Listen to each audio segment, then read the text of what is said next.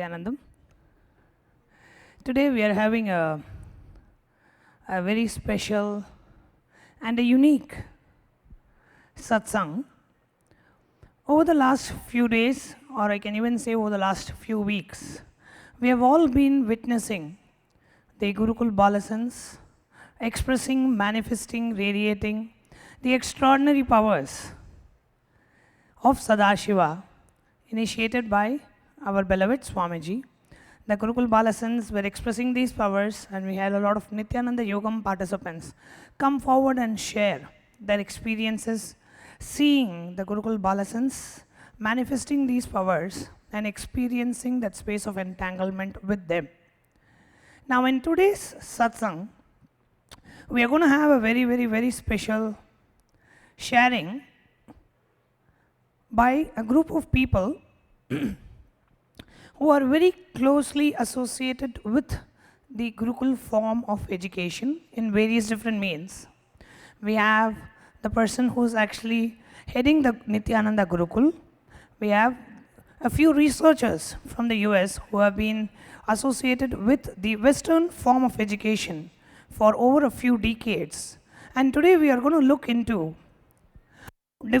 how different is the Indian traditional education system from the so-called modern education system that we have today, and how the Gurukul form of education works on developing the being rather than creating clerks and officers and managers, which is what the contemporary education, or what we call as today's Western education, gives to the children of the day. And because of which we are seeing that the youth that are coming out to the society, they may be earning, they may be having good jobs, white collar jobs, earning a lot of money, but they surely don't know how to handle themselves in today's world, because the education hardly deals with that. So in today's satsang, we are going to have a profound, informative, entertaining and educating sharing by the people who are involved with the Gurukul, the parents of the Gurukul Balasans, the people who are actually running the Nithyananda Gurukul here, and a few others. So I'm very excited to introduce all of them, and I'm sure all of us are here very excited to listen to what they have to share about the very unique yet ancient Nithyananda Gurukul education system. So let's give a very good hand as we await for today's very special and a unique satsang and sharing. Thank you.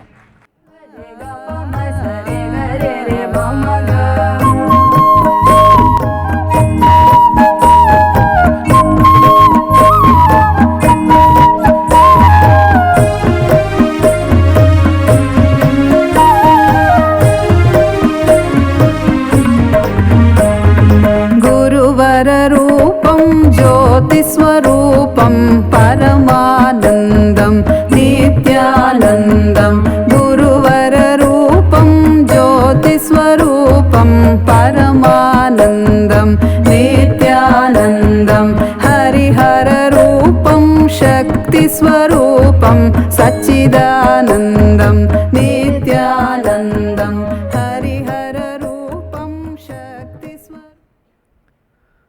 नित्यानन्दं परमसुखदं केवलं ज्ञानमूर्तिं द्वन्द्वातीतं गगनसदृशं तत्त्वमस्याधिलक्ष्यम् एकं नित्यं विमलमचलं सर्वधी साक्षिभूतम् भावातीतं त्रिगुणरहितं सद्गुरुं तं Namami. Welcome to the first educational forum that we're having here at the Nithyananda Gurukul. We are going to be talking about some very interesting information today about the Gurukul and how it compares to the modern educational system. My name is Dr. Deborah Chance, and I am a veteran school administrator. I've been a school administrator for 40 years, in fact, and I specialize in brain research and looking into the neurological features of what makes the best education on the planet. So today we're going to be looking at both sides, and we're going to be having a forum where all of the parents from the Gurukul are going to be sharing their experiences of the Western education and the Gurukul. Nithyanandam, thank you, Dr. Deborah Chance. My name is Shridhar, and I, by profession, I'm a management consultant. I run an advisory company, and one of the most important things that we work on as a company is on providing the industry with very capable and very able resources in terms of manpower, which basically means that we work with professional colleges and universities. And in today's session, what we could expect is a very lively interaction from different stakeholders. We have Rishi Advait, who runs the Gurukul. We have Janardhan Ayya from the corporate world, but as well as his background from Vedic tradition as well. And then we have Miss Mamtha from Bangalore. She's also a parent. And we have Ma Supraja from the US. She has 2 of her children studying at the Gurukul since 5 years now. And then we have Ma Ganga from Dubai. Her daughter is also studying at the Gurukul. Then we have Ma Vidhya, and her daughter has also been studying at the Gurukul since 5 years now. So what we could look forward to is a very lively engagement and understanding the different perspectives that we all bring, both as professionals, as well as parents, as well as responsible citizens who want to ensure the safety and security of the society at large. May I begin with Rishi Advait. Rishi, what we would like to know from you is, what is it that the Gurukul offers children that cannot be found anywhere else in the world? Nithyanandam. So I'd like to start off with an interesting but an alarming data fact from the World Health Organization in terms of what the youth, when I say youth, I'm talking about children from age 10 to 24, who are supposed to be the leaders of tomorrow, the next generation.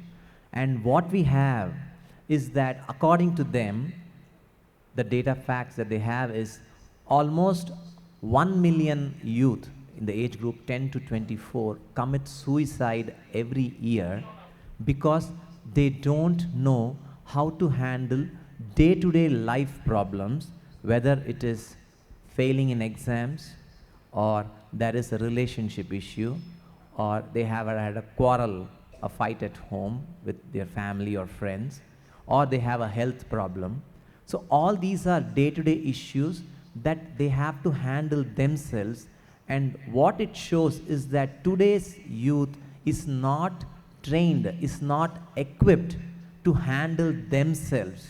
So now if I can't handle myself when there is a scenario that is not business as usual, then I am not going to be able to handle the environment around me, which could be my house, my family, or it could be the business that I'm running or the company that I'm working. So the biggest problem that is facing the society today is because the next generation is completely not enabled to handle themselves. And what Swamiji has done, our beloved Swamiji Paramamsa Nithyananda, has created the Nithyananda Gurukul to exactly empower all the children, empower all the youth, empower everybody in this world with the techniques and tools from our Vedas and Agamas, so that each individual is able to handle themselves, to be in a state of powerfulness always, irrespective of what is happening around them. Because what we have seen is, it doesn't matter whether you are rich, you are poor, you are in India, you are in the US, it doesn't matter anyway, but as long as you know how to handle yourself, you know how to succeed. Sure. Thank you, Rishi. Dr. Deborah Chance, I think what all of us would like to hear from you, being a very seasoned and experienced research on education, you have 4 decades of work that you have put in studying various aspects of modern education. So why don't you share with us how things look at, how things look to you from the perspective of a seasoned educational researcher? You see, Swamiji has said that peace comes when we put the pieces all together. And what I see in the modern education system is that the pieces are all falling apart, and that it's not wholeness that we're exuding, it's HOLE. There are a lot of holes in the fabric of our educational system. And this is worldwide. This is not just in America. This is happening in India, where the suicide rate is going up. We have absentee problems, teenage pregnancy, substance abuse, low self-image. Many students are being diagnosed and treated for mental disorders like depression, bipolar disorder, schizophrenia. What I was doing is working in a school where everyone was at risk. And the United States of America issued a report that said we were a nation at risk because of all of these risk factors. So a day in the life of a normal education in America was violence, substance abuse, and hero worship of people who were exuding sexual types of behaviors, sexual dance, using sexual words frequently in the classroom context, kids being sent to the office, suspended from school. So it's confusion. And what we see is neurologically, kids need to be in a deep state of restful awareness. Right. So as a quote-unquote a modern educationist by profession, what is it that attracted you to the Gurukul style of education? So what happened was I was a long-term meditator, and I'd studied Sarah Lazar, who is from Harvard, and she's done brain research on what creates a person who can handle themselves in the world, a leader, a person who can organize and analyze and synthesize information and stand up to the world and become a CEO, be a great leader of the world, kind of a president of the world kind of person. And what I saw was it had to do with brain waves, that actually the disorders that we were treating kids for in the West are actually brain grooves in the brain. And the research that Dr. Daniel Amen has come out with is that your brain looks like Swiss cheese. Holes are prevalent in the brain when you're under stress, when you're under duress. So because of this fight or flight that was happening with kids, constant suspensions, constant absenteeism, risk factors, I turned to India to investigate and see what's happening in what I perceived to be a system that was based in deep restful awareness. So that was my experience. I started to do research here, and I started to find the solution to our problems with the education in the West. Amazing. Thank you, Dr. Debbie Chance. Let's ask Supraja, Ma Supraja, having been living in the US for many years now, and with 2 children attending school and undergoing the modern way of education, what major difference, if I may request you to point or list down 3 major differences that you saw in your children before they came to the Gurukul and after they came into the Gurukul? Yes, what I can see is a Montessori certified teacher, the best education system than the normal education system we find usually. It was good, Montessori education was good, but still there was something missing in the kids. When I'm working with my own kids and have my own homeschool, something missing. That time I didn't know what it was, and I could see my son was going into that withdrawn stage, withdrawing from life, not involving with the people when the guests come, relatives come. He wants to go and play his video games, and something I didn't know that time what it was, but it's not what I wanted.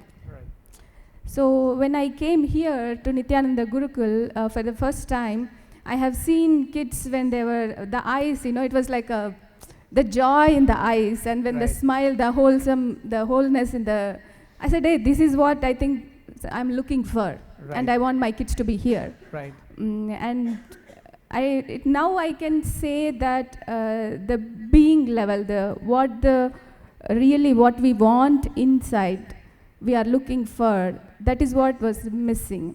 I have done a little bit research, some schools in US and some Japan, and here back in India, a lot of the schools where the different masters started the schools. Right. They are doing homa, yoga, chanting, along with the modern education, which is filled with the stress.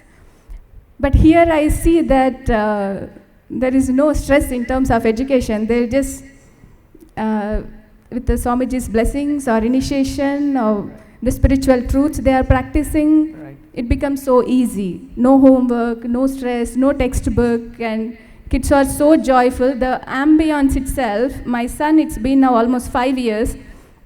Whenever I say, Kanna, why don't you come home for a few days? He says, Amma, it's so, why don't you guys come for a few months and spend time with us here? Right. So the loving ambience is what makes a huge difference, and the joy he's enjoying here. Yeah. So the independence of a child who's able to be self-sufficient and able to navigate the environment and not really need the parents. It's not to say that you parents are not necessary for the growth and development of your children, but to have a child who can stand up and take control over themselves and help other people to take control over themselves without your help is self-sufficiency. And yesterday, Ma Vidhya and I were talking about her daughter and how she's had a taste of both worlds. And I'd like for her to talk to you about a blue ribbon school in the West. And what is a blue ribbon school, and how does it compare to the Gurukul? Nithyanandam. Yeah, Blue Ribbon School of System of Education is the honor status given by the US educational thing for this regular achievement, high scores of the students. So my child, my daughter, she got admission into the Blue Ribbon School where she got to face, though it is technically a Blue Ribbon School, she got to face regular temperaments of the students, where the emotional breakouts, and which are in terms of anger, in terms of uncontrolled the language, it's all in the air. I So mean, the violence is what you're talking about. That there's 3,000 students in this Blue Ribbon High School. Yes. And it's an environment filled with a lot of action, and it sounds like psychodrama, which is what I was experiencing as a school principal. Is there's a prevalence or an agenda of having as much psychodrama as possible. So she experienced psychodrama up close and personal, and I'd like for you to share that story. Yeah, there are many instances and situations where she powerfully dealt with her inner strength, which Swamiji, Nithyananda Gurukul offers, and with Swamiji's blessings, they get the inner strength so much that they can handle any situation in the outer world. I have a question. Sorry to interrupt you there, Ma. It would be very interesting for us to connect the concept of inner strength that Ma just now spoke. Why don't we ask Rishi Advait, how can you expect, or how can you get a child of say 8 or 9 or 10 to develop their inner strength? What is it that you do differently to get them to develop the inner strength? Because as I understand, at this age, I fail many times on inner strength. There are times that we all go through powerlessness, right?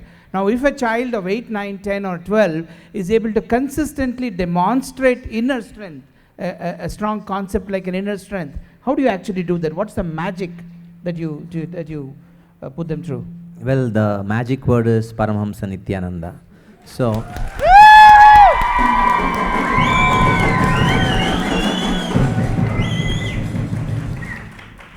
So what Swamiji does is, he has these beautiful concepts, the basic truths of life. If I can spell out integrity. So when I teach a child integrity, by default a child wants to be in that space, but it is the society that corrupts and uneducates the child from that understanding of what integrity is. You know, they say it's okay if you are late by few minutes, it's okay if you don't keep up your word.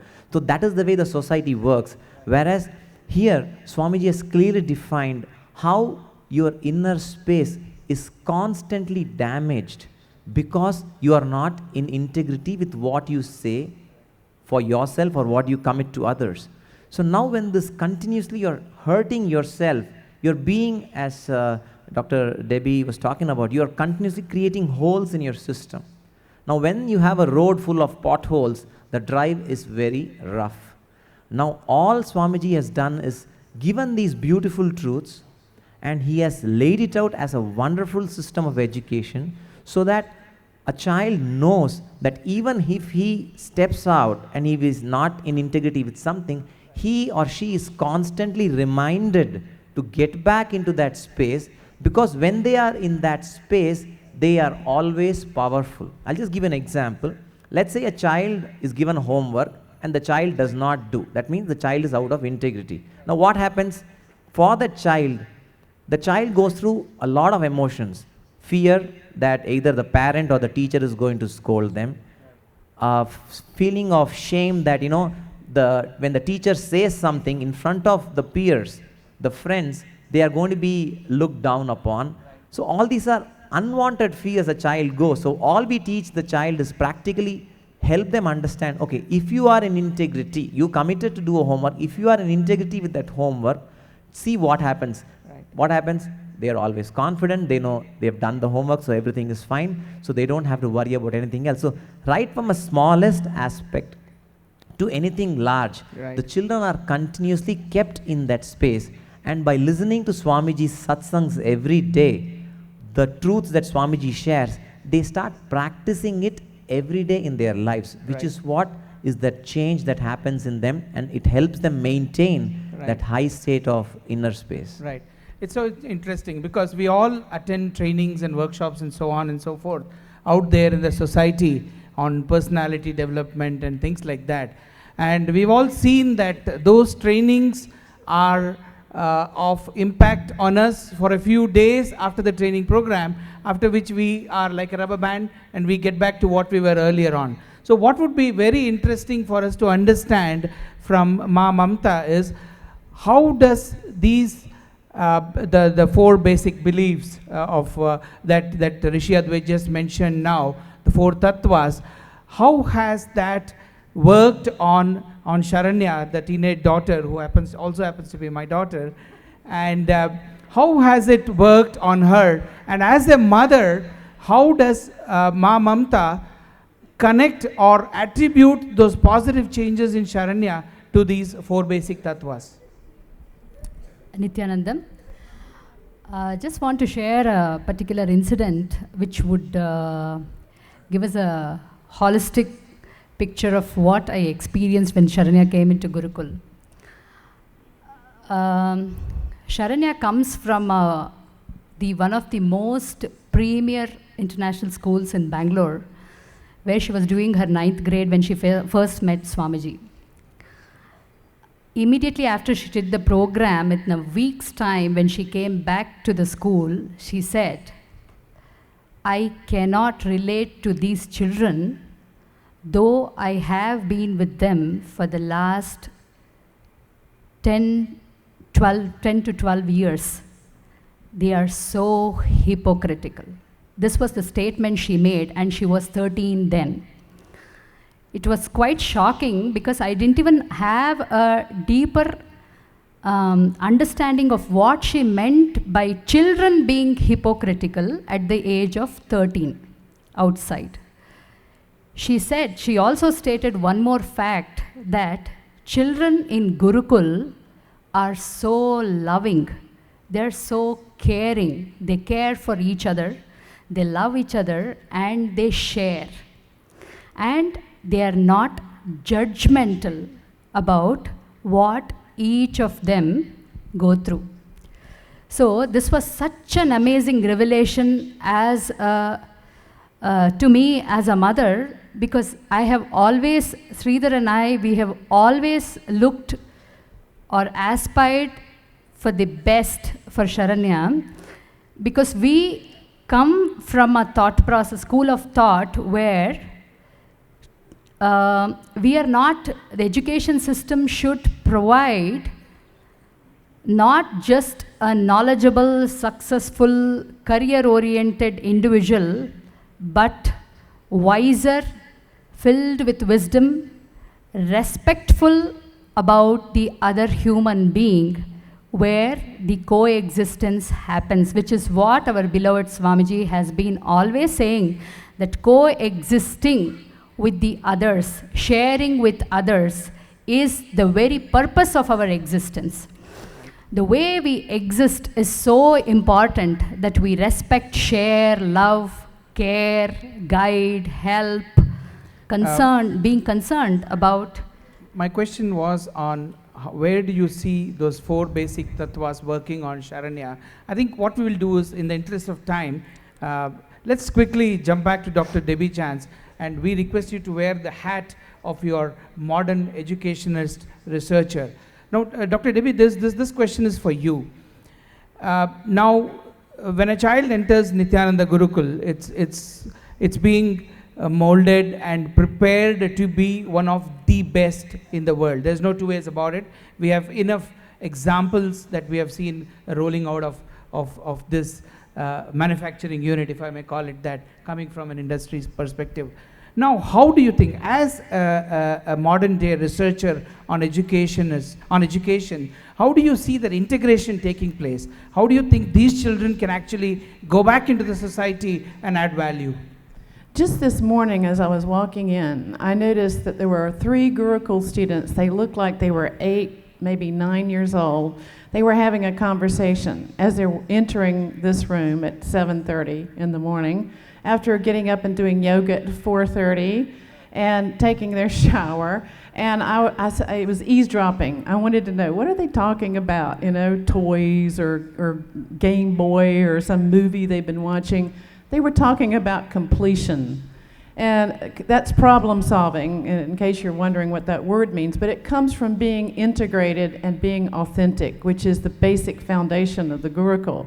So they're living these characteristics. Just complete. Write down your feelings about that. Write everything you need to feel and experience. We'll talk about it. We'll look at your notes. We'll compare and come into completion. So this neurological balance, this continuum of neurology, and I want to just read a couple of quotes to you about that, because I think it's very important. The brain is changing its structure depending on where you rest your mind. Right. Every experience recreates the brain. This is neuroplasticity, and it's on the cutting edge of psychology in science, in terms of academia. And what we find is that when you're in a state of completion, neurologically, you're in a deep state of restful awareness. Right. And these children are living in that neurological level all the time. Sure. There's no Swiss cheese, fight or flight, slam, bam, lockers, curse words, stress, high stress environment that's happening. Sure. So there's a stability of living these 4 tattvas of integrity, authenticity, responsibility. Sure. Let me just take this question back to Rishi Advait. The aspects that Dr. Debbie Chance spoke about molding a child within the Nithyananda Gurukul. My question to you, Rishi Advait, is, can this be done on any child coming from any part of the world, or is there a prerequisite on what kind of groundwork has to be prepared on the made on the child so they can come and learn the best of things from here? For anything that Swamiji does, there's no geographical restrictions or there's no ethnic restrictions. So anybody and everybody can experience this lifestyle, because this is just telling our body and mind, the being, who we are. So it's just resetting it back.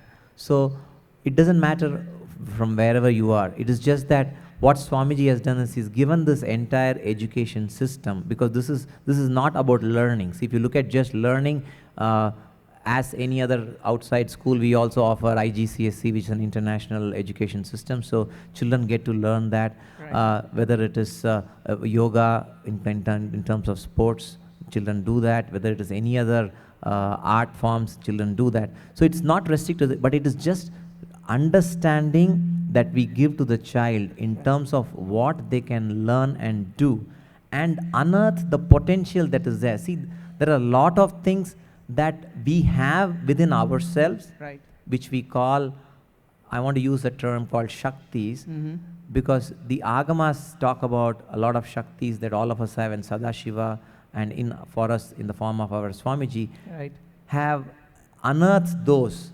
We have discovered all those hidden powers within all of us, and using these powers, we have seen all the children who are studying here, and also a lot of thousands of children who have come here and done the programs, who have experienced this new power within them, which helps build their overall understanding about themselves, overall getting them the higher self-confidence, higher knowledge about themselves, which then starts manifesting into whatever you want, whether it is in the education, whether it's relationships, whether it is sports, wherever and however they want to manifest, the children are empowered to manifest. True. Let me just hold you there for a moment and get back to Dr. Debbie with her researcher hat. Dr. Debbie, what do you think is the expectation of a modern day parent? What exactly do they expect from their children? Well, you know, you want your child to be successful academically. You want them to go to Harvard or Yale, or you want them to make lots of money and be prosperous and successful in the outer world. And so, you know, you're looking at the Gurukul education system and you're thinking, well, it's got these ancient features, but is it going to get their SAT score up? Are they going to make 1,600 on an SAT? As a parent, that's the number one priority. As a high school principal, they would say, get my SAT scores. And you got ITT or some kind of an abbreviation that's very similar. That's right. So scores, it's about measurement.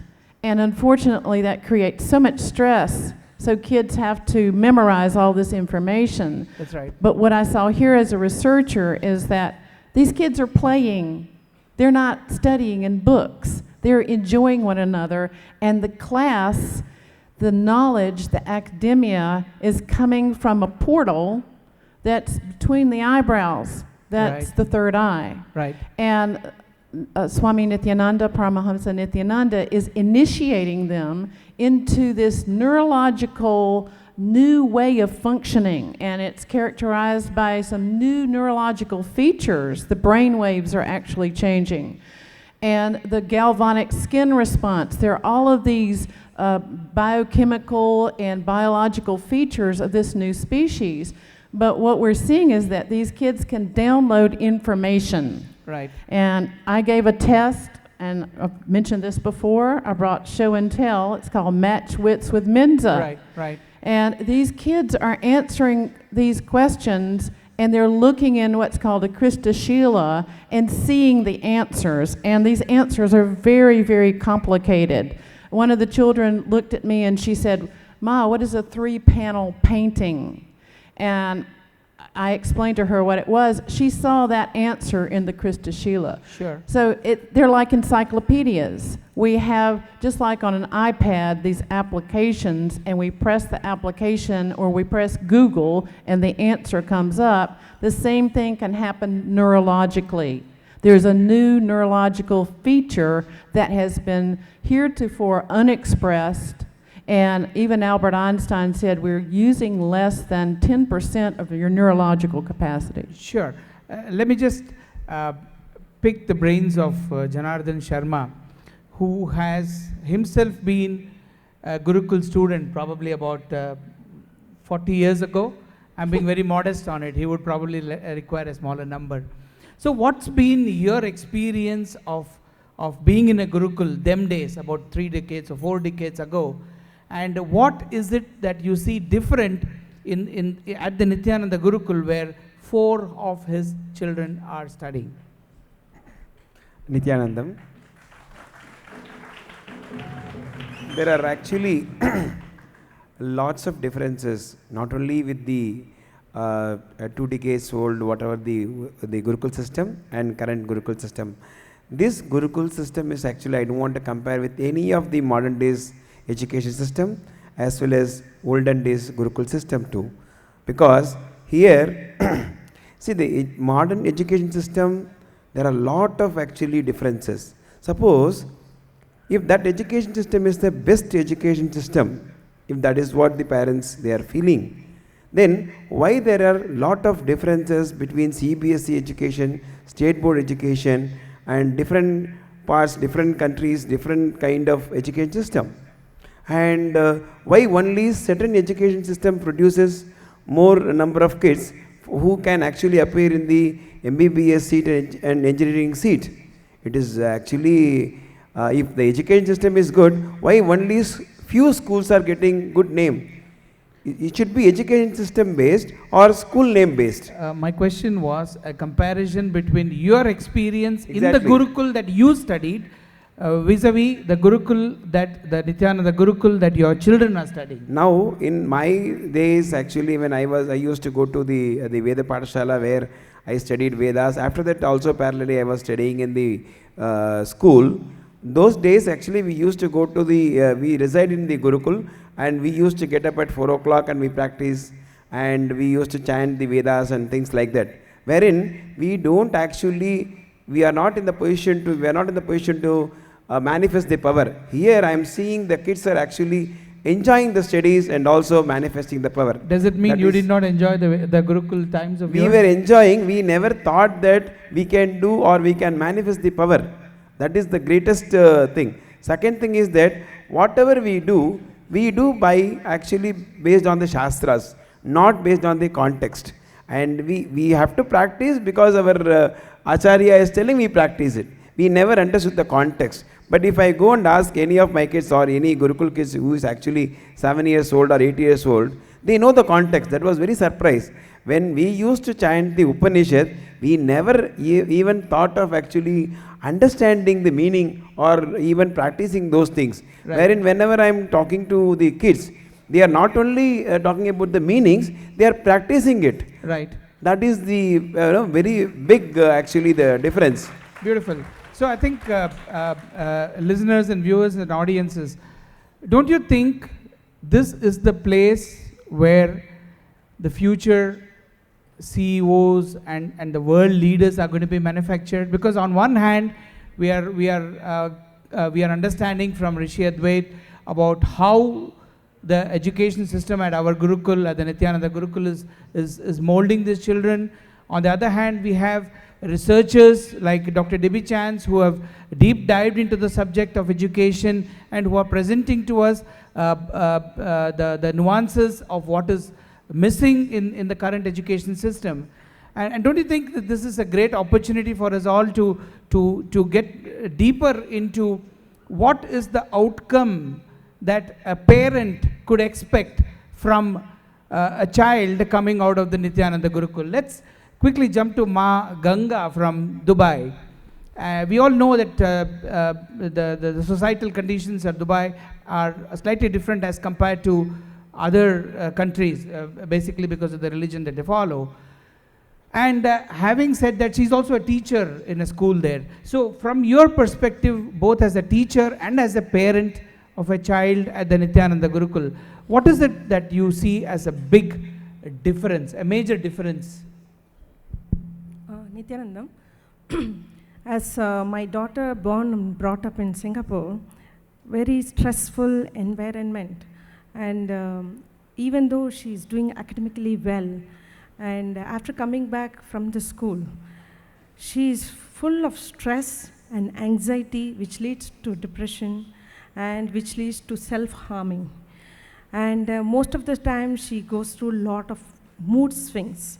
And I couldn't handle her, even though we are giving her comfortable life and spending so much for extracurricular activities like swimming, dancing, all that. But I don't know where she really got stuck. And that gap I couldn't know what is that gap. And after attending Swamiji's program, I see a lot of Gurukul children here feel so joyful and very happy. So that's what the parent really, at the end of the day, we want our child to be happy. Right. And the successful is the next thing. We want my child to be happy. And even though we give so much outer world things, she's not happy. Right. And I felt there is something really missing.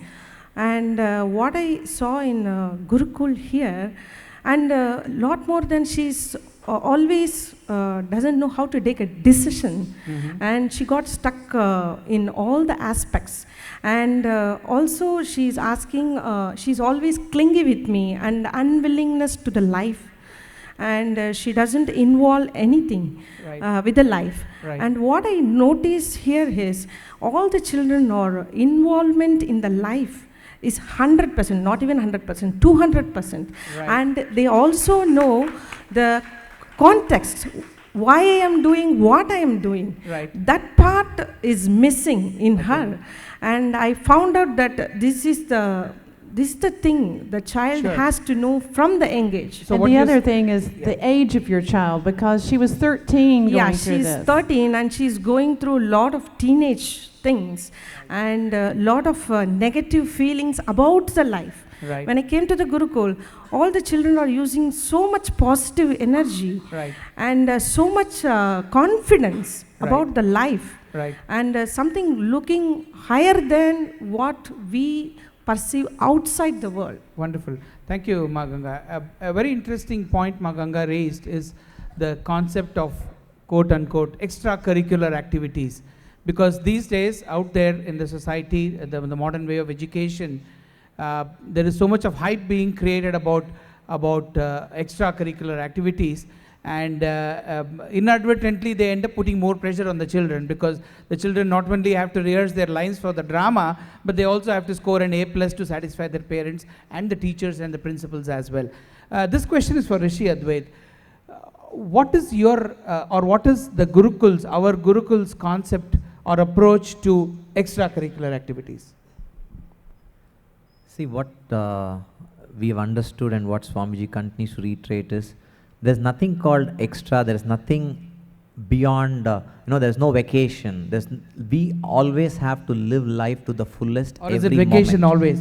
So when you do that, it is vacation always, as you rightly put it. So you just have to experience life as it happens every moment, and when you start dealing with it and you start manifesting the life that you want, then you really don't want a break. See, it's like this, when you are doing something that you like, you never look for a break. If you look at an artist and he's doing a painting, he's not looking for every half an hour take a break, and no, he wants to continue, he wants to, or people who write books, or people who are singing. Right. So when you look at all those art forms or the so-called sports, whatever it is, we want to be doing that because we are involved. When we give our life into it, right, you want to continue with it, that you never want to take a break. Whereas unfortunately, the way the world has been structured is, you have to take a break for everything. You take a break from studying, you take a break from work, right. You take a break from life, you think you go on a vacation, right. But even at the end of the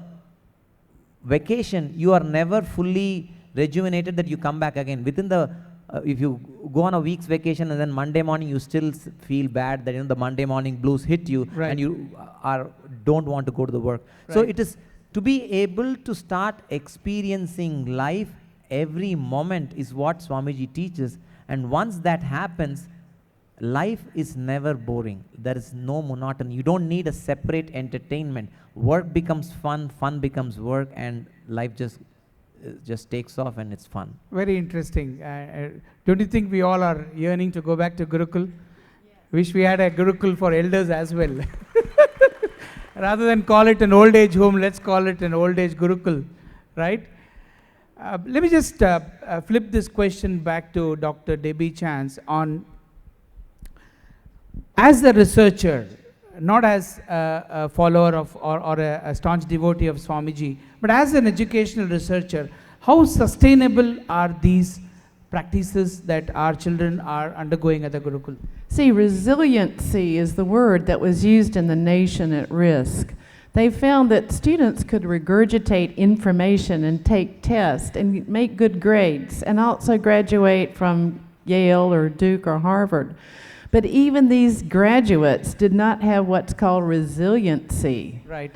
So they were unable to problem solve, to aspire to leadership, to look into the whole world and see how to solve global issues. Right. What we're seeing with Maheshwara, she goes to New York. She's doing a demonstration, and I'd like for you to talk a little bit about that, because what Maheshwara started to do is solve global issues for thousands of people already. Yeah, my daughter, Maheshwara, as a third eye demonstration, went for the New York with the other 3 more of the third eye demonstration devotees. And we are walking in the Times Square and with the blindfold completely, and they can't see actually. And then they're nicely walking around and waving the hand, hey, how are you? And the people sitting there, one guy suddenly got a shock and dropped his coffee mug, and it was like such a fun, when I joined the kids, it was, expectation was something else. What I see now, by age 12, she completed 10th and now going around the world doing the demonstration. And right. As a parent, it is joy, and I don't know, it is more than I can even imagine for what I want for my kids. Absolutely. In connection with what Ma just spoke, what change did it actually bring in you as a parent when you saw your child manifesting these amazing powers? What changes did it bring in you as a parent? I don't have that stress or the burden of that responsibility. Oh, I have to do something to make her successful, to, how do I put it, like a complete person. Are you saying you have more free time now? I have all the free time. It's like a more of a retired from the burden of raising the kids. And people are calling you. You people are calling Maheshwara to solve their problems, even your husband. Yes, actually when we were doing a business, we needed a solution in the business, and then we approached to Ma Maheshwara, what do you think? So the way she was telling, the thought current she was saying, this is how you are going, that is not the right way. The context is totally wrong. Nana, I mean the father, you do like this, it'll be successful. Right. And even my family, before coming to Gurukul, they were complaining on them why they are not involving with us as becoming a part of the family. Right. Now they are calling and saying, can I talk to her? I have some questions. Right. So it's actually building bridges, because these children are able to demonstrate the innate power that they all have within themselves, which Swamiji has awakened it, and they are able to connect with the society at large in a much more effective manner. Would you want to add something to that, Rishi? Yeah, see, Ma Supraja just mentioned something, and then she started speaking about other things. One fact that she mentioned is about her daughter who finished her 10th grade by the age of 12. Wanted for everybody to understand that means she is about 3 years ahead of her time. And this usually happens, that there are a lot of kids out there who are gifted and who can do these things. But to make it a norm, to make it the default way where we have children not specifically chosen as already gifted kids. There are a lot of schools for gifted kids. So you actually test them and you know that they are gifted, and then you start pushing them higher. But the Nithyananda Gurukul that Swamiji has set up, we have children from the villages who have absolutely no understanding of what even education is, to children from the Western world, or to children who have experienced the highest forms of the modern education. Right. And across the board, what we have seen is that because of the way Swamiji has taught them, set the education spectrum out here, because of the way they practice life, their default intelligence is higher. That is why we have more than 60-70% of the children who are 2, 3, 4 years ahead of the times that they should be studying. So now you're not only is the studying easier, but you can also move farther ahead in life, because you have a head start as compared to the peers who, like, you will be able to finish your PhD by the age of 16 or 18, whereas others will do it at 25. Sure. So what, if I may just paraphrase what Rishi just shared with us, going by the rate at which our Gurukul children are emanating those powers imbibed into them by Swamiji, it's not going to be very far by the time we have more people, more children with absolutely special powers rolling out of our Gurukul as compared to what is happening around the world. Is that what we are trying to emphasize upon? That's true, because if you look at the 10th board exams, as we call it, the 10th standard exams. Right. So out of the 15 children, almost 60% were below age. Okay. So that means what you are going to be doing is giving them, like what Ma Maheshwar got, she has that extra time. So she could take a year off and she could travel the world. She could spread this wonderful news to the whole world. Right. So that is what you're giving. You're not only you're removing the stress of education out of them, Right. we are now creating more time. Right. And using that time, children practice. The children in Gurukul, each one has taken up a separate passion and they're working on building that aspect of themselves. Right. Wherein in the regular modern education, you're stuck. You're stuck in a box. You have to be in 8th grade, the full year. Right. You have to be in 9th grade next year for the full year. Right. And here there is no such restrictions. Whatever you want, wherever you want, you can continue to go and move forward. So whether it is education, Right. or whether it is health, whether it is general wellness, you look at all the aspects, they are able to experience life at a higher realm. Sure, which means that we are, the children at our Gurukul here are always ahead of times, to put it very simple and straight. And the other thing is with the IQ, I gave every single Gurukul child an IQ test. Right. And you have a chronological age, and you also have what's called a developmental age. Right. And your developmental age is how well you're performing intellectually and academically. And on the average, they were 4 to 5 developmental years ahead of their chronological age. Right. And 40% of them were in the genius category, the gifted or genius category. And that's with a test that's got a lot of ridiculous recall information. Right. And at that point, 2 years ago, it was before the full expression of these superpowers where they were downloading information. But one, Brahmasuka, he's one of the students here, he had the answer to this very strange question that had to do with Longfellow was the answer. And of course, he's a British poet, and that's considered intelligence if you know who wrote this poem, right? Which is kind of crazy. But he said, yeah, Longfellow wrote this. He was the only one that got it right. And I asked him, how did you get that? And he said, I don't know, it just came to me. How does a right answer just come to you? And so I put in my write-up on the exam, these students seemed to be getting answers out of nowhere, but I didn't understand then, 2 years ago, where this was coming from until now with this Shaktini Pada that's happening where they're retrieving information out of a cosmic archive. Right. That's big, isn't it? This is something which we always thought is fiction and which is more the sci-fi version of it, but it appears that it's the norm at our Gurukul. I mean, it just seems to be happening at the drop of a hat. Now we spoke about the changes that we all saw in the children.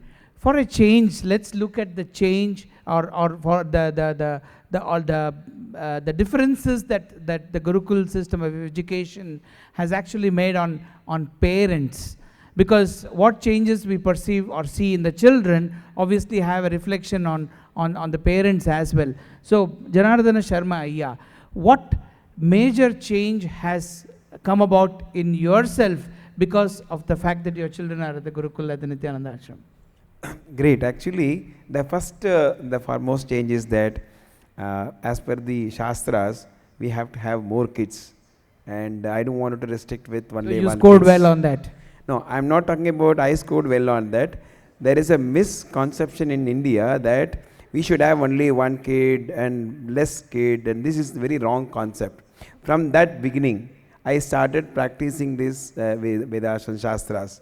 And while actually the society's pressure, I was actually till coming to this Gurukul, there is a lot of pressure on me and my family that you have 3 daughters and 1 son, lot of social and society responsibility and family responsibilities. And the society is actually moving towards the negative and Western culture, Right. wherein I am actually developing the kids in the growing the kids in the Shastras and Vedic and in that culture. Right. There was a lot of pressure on the family as well as in the system, wherein after putting them into this Gurukul, a really lot of changes in them as well as which is actually, I completely now I don't have any stress. Right. And the psychological and physiological stress which I was actually, or family we used to carry in the materialistic world, Right. today completely I am free. Right. And second thing is that the kids normally used to come to me for any kind of doubts or anything. Now I am going back and I am asking them That's the amazing. things that. That's amazing. Very, very interestingly, they have the power of Akashic reading. See, the beauty is that they will definitely, if they study in the outer world, they will score some high marks and all. Right. But it is very, very difficult to get this kind of Shaktis, Right. which is actually like God. The Swamiji is actually not made them only intelligent or genius. He made them as God, Godel. Sure. It's one of the biggest change. Nobody can do this. Right. You can get an admission in best school, but not in Kailash. And Kailash is continuously producing Shivaganas, Shivas and Parvatis and things like that. Right. See, that is amazing. That is really amazing. And actually, I cannot really take any credit that this is actually because they belong to the family, traditional family and Right. Vedic family and all, they got this achievement. No. It is purely because of Swamiji's grace. Right. It is purely because of this Gurukul only they were able to reach this stage. Right. Let me just hold you there for a moment, because being exposed to the Vedic culture right from the day that you were born, it's not surprising that you are straight away leaning towards this kind of a Gurukul system with Vedic practices and so on. But Dr. Debbie Chance, let's take you back to to the Western world where you come from. How does that sound to you as a Westerner, not as a researcher or as a follower of Swamiji? As a Westerner, how do you look at this? Does it seem something odd and out of place, or is it something nice to have? How would you look at it as a Westerner, not as an educationist? See, I come from a culture where people are highly materialistic. So I have friends that drive BMWs, and they have two BMWs in their 2-car garage, Sure. and they have 2 children, and they're going by these special rules. But what I'm seeing is that as they're aging, they're an aging population. They're getting heart attacks, they're getting high blood pressure, they're getting cancer, they're getting sugar diabetes.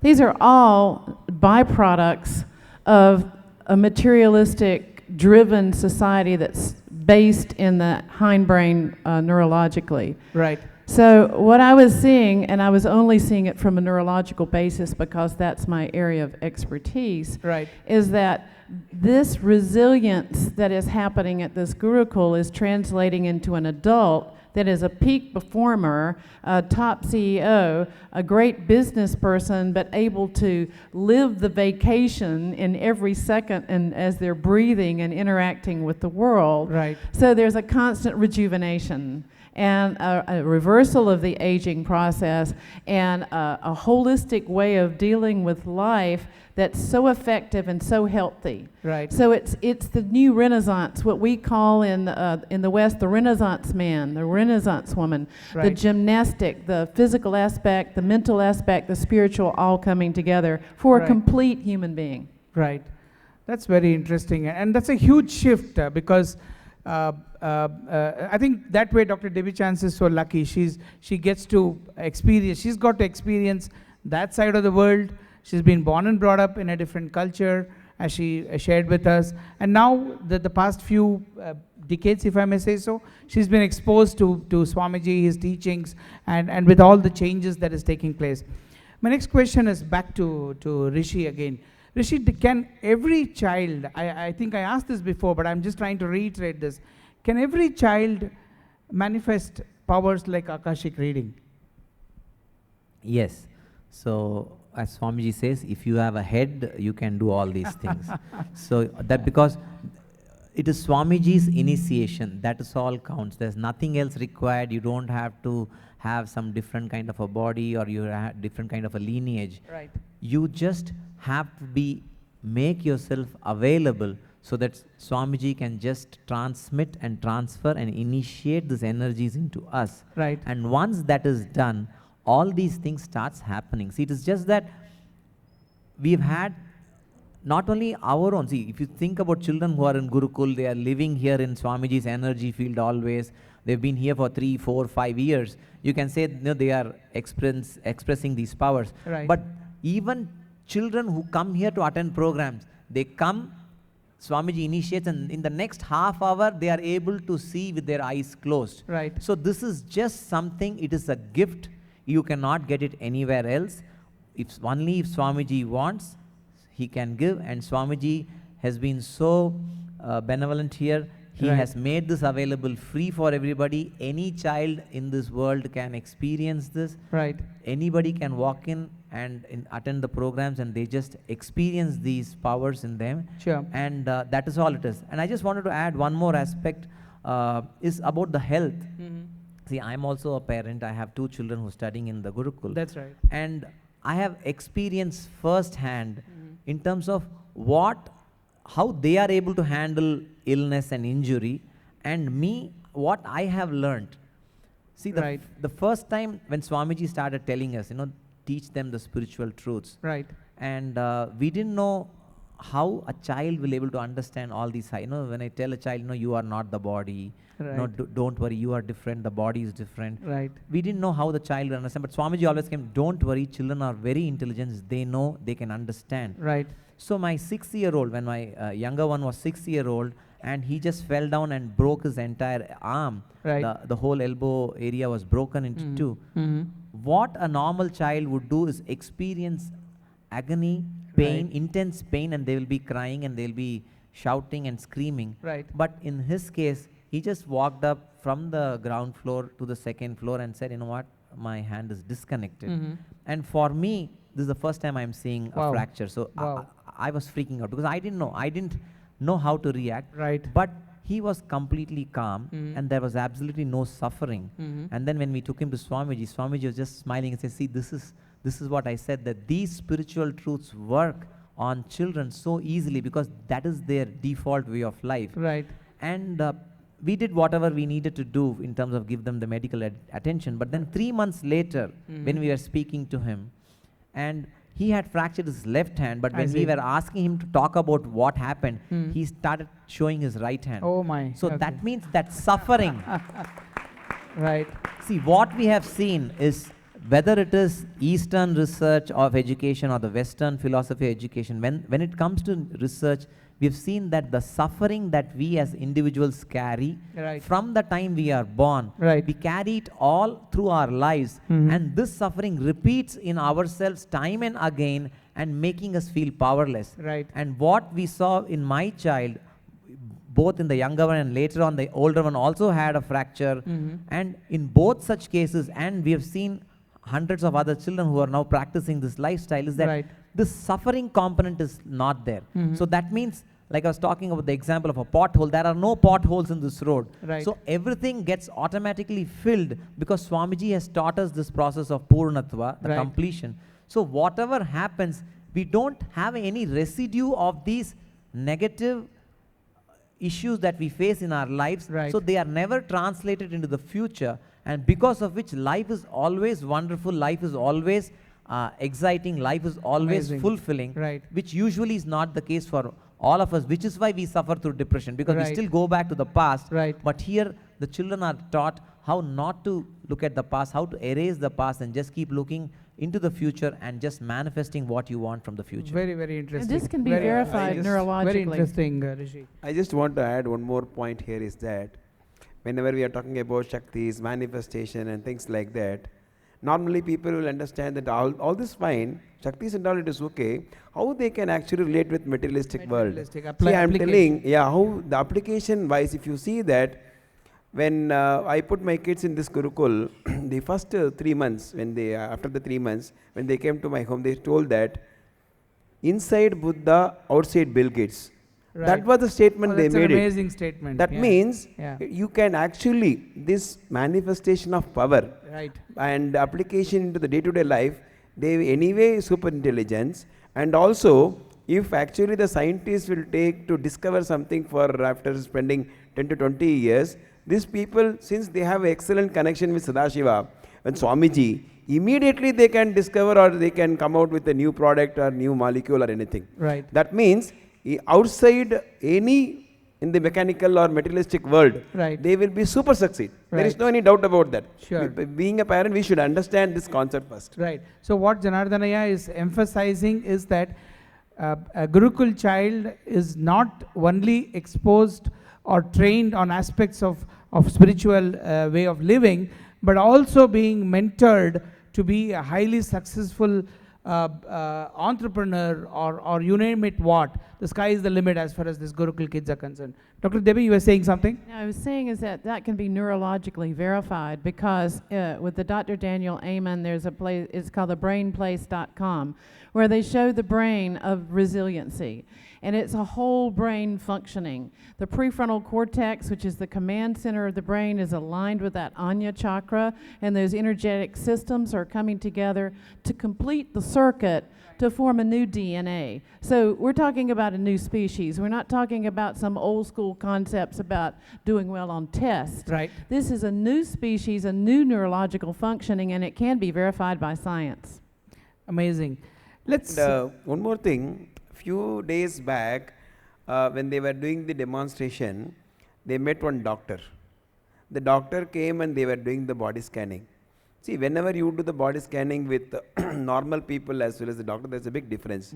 The doctor was so surprised, whatever the medical terminology inside the body that they were used to study in the books, they refer, these kids, they have not even touched. Right. At the age of 12, at the age of 11 or 13. They were able to actually tell that particular body part name inside. Right. And also they are able to use the medical terminology. Right. Which was so surprised for the doctor. Right. He said, after spending 25 years and 6 years only on the medical field, we ourselves not actually very clear about the medical terminology, Right. wherein they were able to use the medical terminology which is used in the latest medical journal. Right. Plus they were also able to give the solution, and the doctor completely surprised.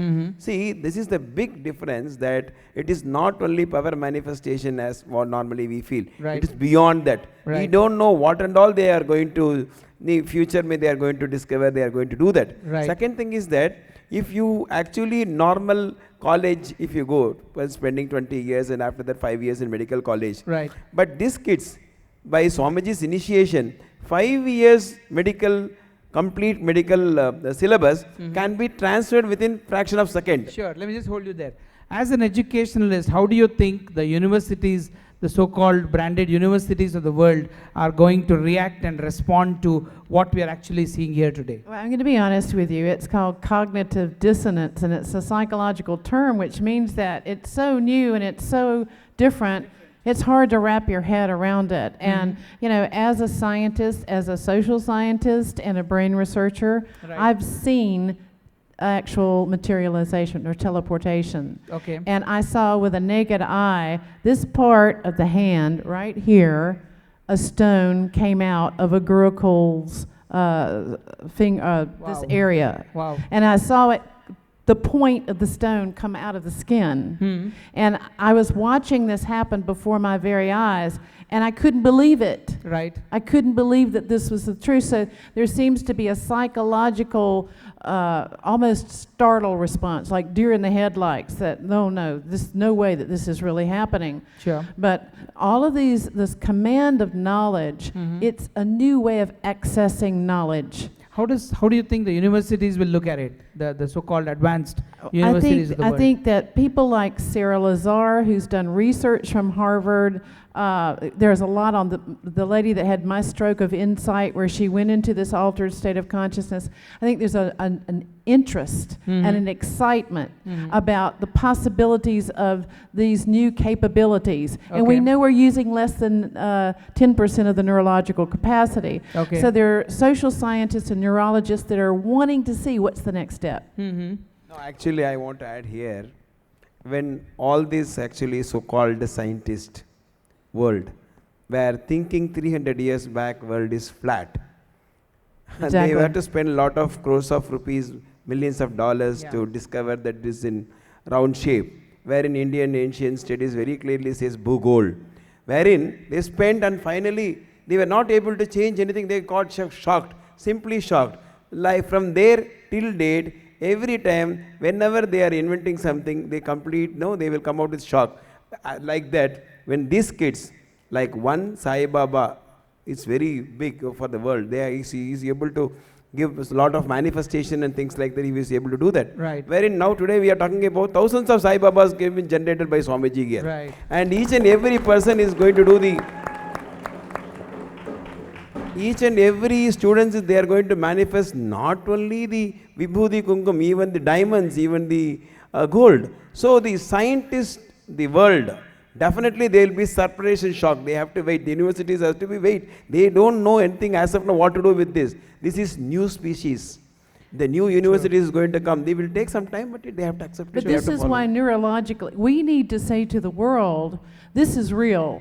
This materialization, teleportation, body scanning, remote viewing, this is real. We need these scientists to come out with their MRIs and their CAT scans and their brain scans to show what this looks like on a DNA level, what the mitochondria look like on a cellular level. I'm seeing a student who is manifesting this herb that's called haritaki, and all of her arms are covered in yellow powder. It's coming out of her skin. You know, what is going on biologically with this? There's so much science, there's so much to find out, you know, what is happening in the brain, what's happening in the circulatory system, with the heart, with the body. Everything needs to be researched, and this needs to happen now. True. I think that's a very important element, and I think I have a very interesting and important question for Rishi. See, there are two ways of looking at it, as Dr. Debbie Chance just now mentioned. One is using the so-called modern technology to try and understand what is happening, which may be required and may not be required. The other side of it is looking at the outcome of the application of these powers, right? So these are two different aspects altogether. One is to prove whether it is right or wrong. The other one is to look at the effects of applying these powers. So Rishi, how, whenever anybody comes and interacts with you, because there's a lot of interaction taking place with you, in fact, I understand that many of the academics and the institutions are interacting with you, trying to understand more from you. So how do you position it as an outcome? In a sense, what do you tell them is going to be the outcome of these powers? See, there are few things. One is, there is the dimension when you look at just an individual. Right. How am I empowering all these people, these children, so that they can become better Right. and they can do outstanding things out in the world, be the great leaders. Right. The other aspect is the social side of it. Now when we're talking about the ability to see without using the eye, that when your third eye is awakened, even if your eye is closed, and we have done that, we have done extensive tests on that. We've had hundreds of eye doctors, Right. Neurosurgeons and neuroscientists who have tested these children. Right. And where now from a social angle, the research that's going on right now, because whatever Swamiji does is to also find out how scientifically, whatever science can measure and understand today, how can we leverage the modern science as well, so Right. that we can take it to the world and legitimize, because that is what the current society understands. Even though these truths have been with us for thousands of years, they still want, hey, the science understands. So now we are using these MRI scans or using blood tests. Right. We are also telling the world that now if a child or a person can see without using the eye, that means now we can work with visually impaired people and give them the ability to see. Interesting. Can you elaborate on that, please? Because that's probably the best outcome.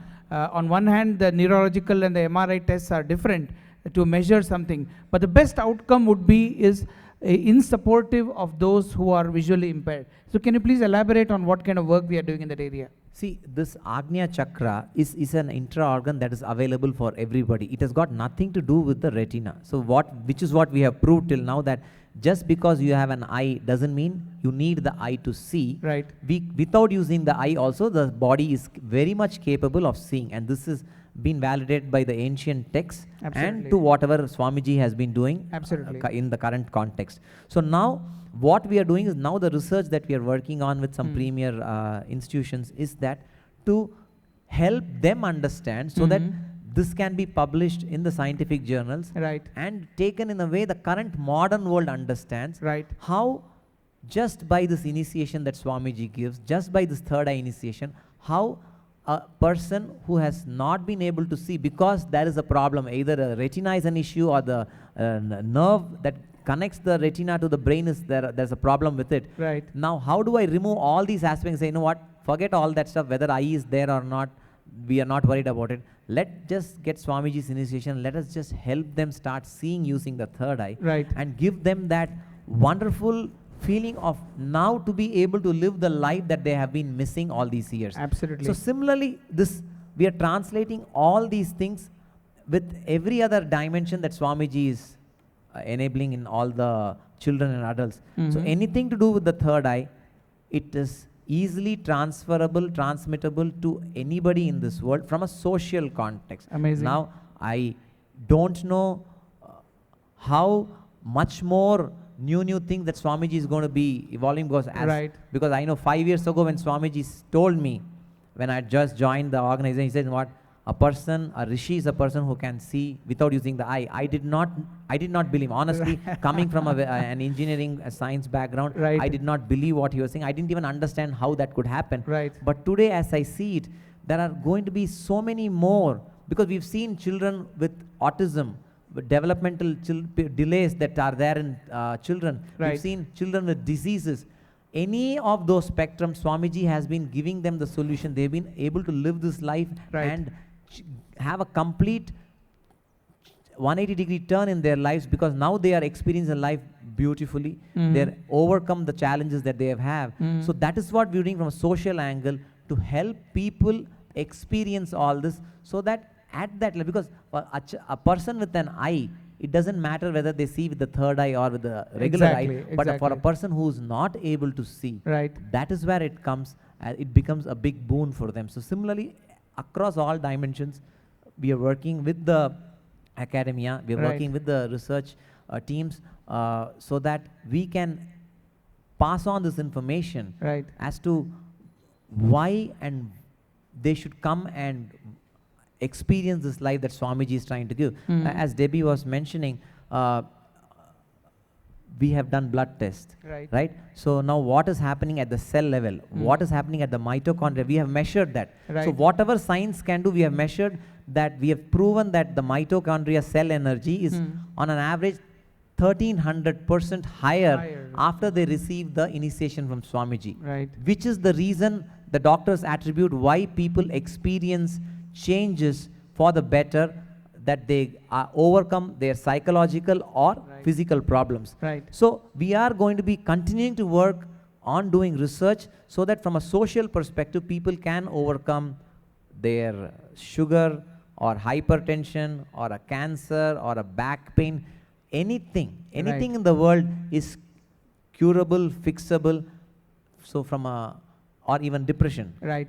So any of these things that a normal person is experiencing these days, Swamiji has a solution, and entire thing is whatever the science can measure, we are using the science. Otherwise, it is just transmitted to them, and people just experience it. Sure. It is not only we that. We will just, we've been ignoring the moms, so let's reach out to the moms for a few questions for them. It's a free for all question. Any of you moms could answer this question. Aspects like powerlessness, going into depression, anger, and so on is common to everybody, right? Nobody is spared of it. How do you see your children handling those moments of low, and how do you see them bouncing back and coming back to a state of powerfulness? It's a free for anybody question. Anybody could speak and add value to this. Yeah, I found my daughter, for any given situation which is more agitative in nature, she won't react, Mhm. but she respond to the situation. Wow. So with her, the blessings and wisdom Swamiji has given to her through Nithyananda Gurukul, made her inner strength. Not only she is capable of handling herself in Right. that hard situations, Right. but also help others. It's not only taking care of herself, but Wow. also others. So I have Amazing. seen. That's amazing. Ma? Not only that, whenever I go to powerlessness, she exactly catch my thought trend, Wow. where I am Wow. losing, Wow. where I am not the gap, Right. bridging the gap.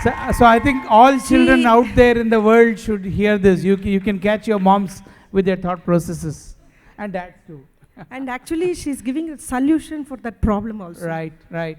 Yeah, that's amazing. That's. Actually. But how do you take it? Do you feel insecure that, oh, what does a 15-year-old know? I am X years of age. You know. See, at first our ego is slashed there. Okay.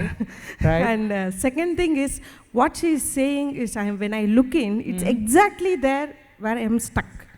Right. So, as a parent, when it is coming from my own child, I look in and understand that where I can change and Okay. adapt to the environment. I see. Yeah.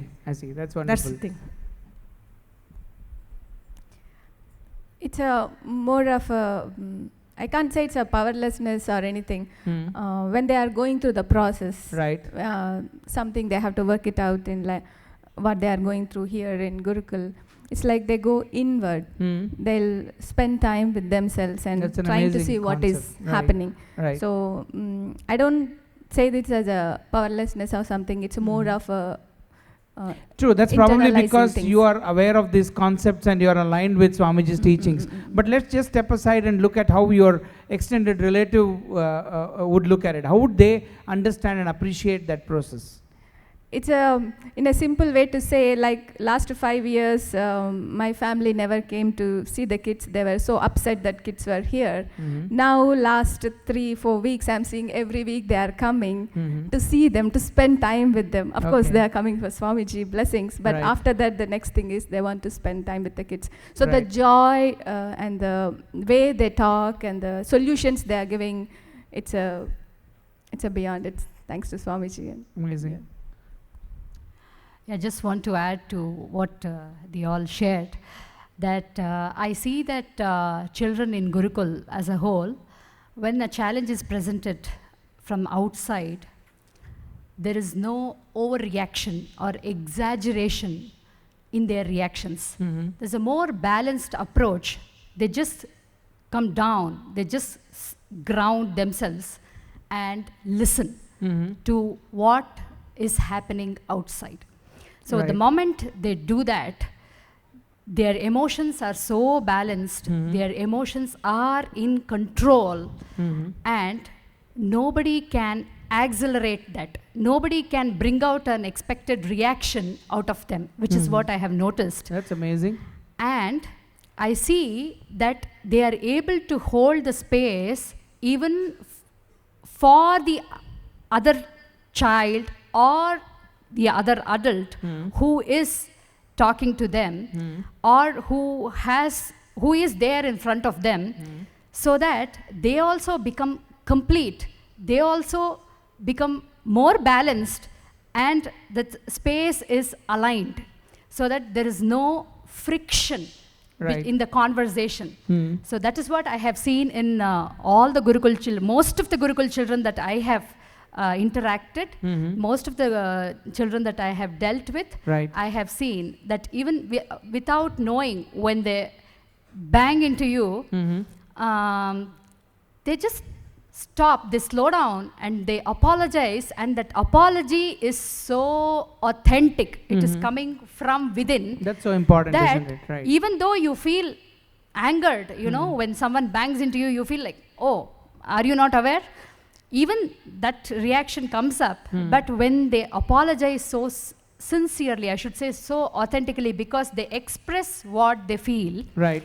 that completes you, and that's an amazing strength to have as a child, Right. which is what I have seen in children. That's amazing, In Dr. Devi.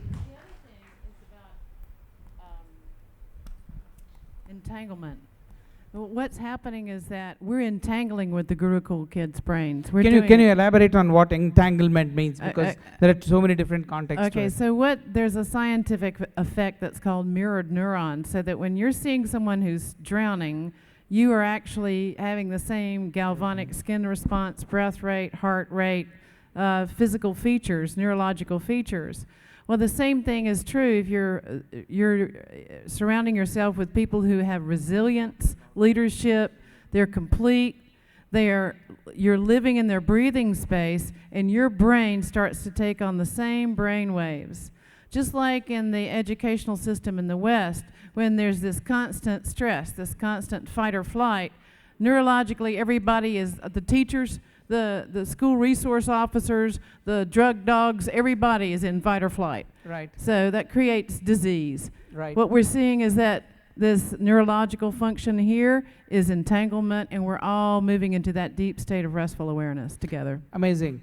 That's really amazing. So I think what we will do is we will the good news is that this interaction and these kinds of programs are going to be ongoing. We're going to have a weekly session with all of you, and the whole concept is about slowly but in a structured manner exposing the whole world to all the wonderful things that are happening here at our Gurukul.